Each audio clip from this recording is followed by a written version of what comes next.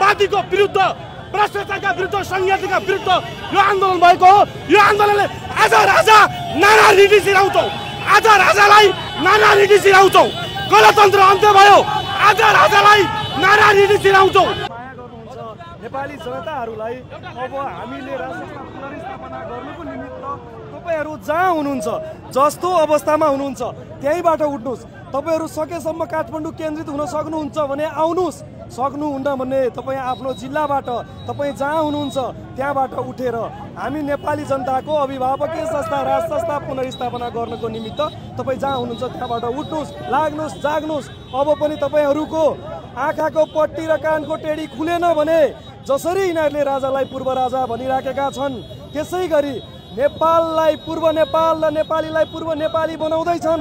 अब हामीले यो व्यवस्था विरुद्ध लाग्न सकेनौँ भने हामीले अब यिनीहरूको तपाईँको करतुतहरू खोल्न सकेनौँ भने यिनीहरूलाई हामीले अब जसरी होस् जहाँबाट होस् जसरी भए पनि यिनीहरूलाई तपाईँको फ्याल्न सकेनौँ भने नेपाल रहँदैन। नेपाल इतिहासमा लेखिनेछ, नेपाल थियो भन्ने रहनेछ। त्यसैले नेपाल बचाउनको निमित्त, राष्ट्र बचाउनको निमित्त, राष्ट्रियता बचाउनको निमित्त, धर्म संस्कृति परम्परा बचाउनको निमित्त तपाईँ जहाँ हुनुहुन्छ त्यहाँबाट उठेर सम्पूर्ण साथीहरूलाई सशक्त रूपमा सडकमा आइदिनु हुन हार्दिक अनुरोध गर्दछु। हस्, नमस्कार।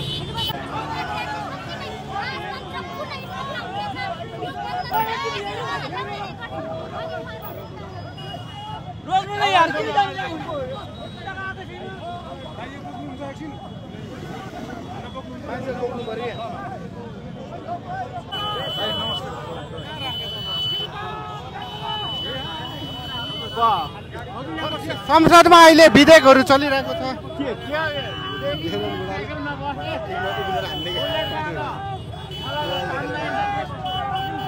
सर, अहिले संसदमा चाहिँ 5वटा विधेयक चलिरहेको छ। तपाईँ संसदमा जाने अहिले नारायण हिटीतिर तर्फ आइराख्नु भएको छ, अनि यसको के सङ्केत हो?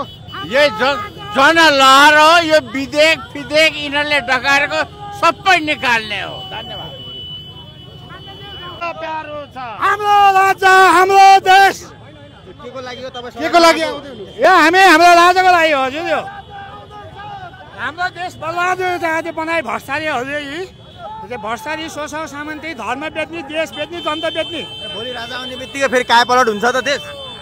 त्यो हुन्छ हजुर। यो 18 वर्ष, 34 वर्ष, 70 वर्ष, 76 वर्ष, 35 वर्ष, 18 वर्ष लुटेको देश राजा आएपछि कायपलट हुन्छ। जनताले बनाउने हो, सिस्टमले बनाउने हो। यो सिस्टममा आएपछि हुन्छ। हाम्रो देश तपाईँहरूले चाहिँ होइन अब अहिले चाहिँ राजाको लागि भनेर यत्रो आन्दोलन गरिराख्नु भएको छ होइन।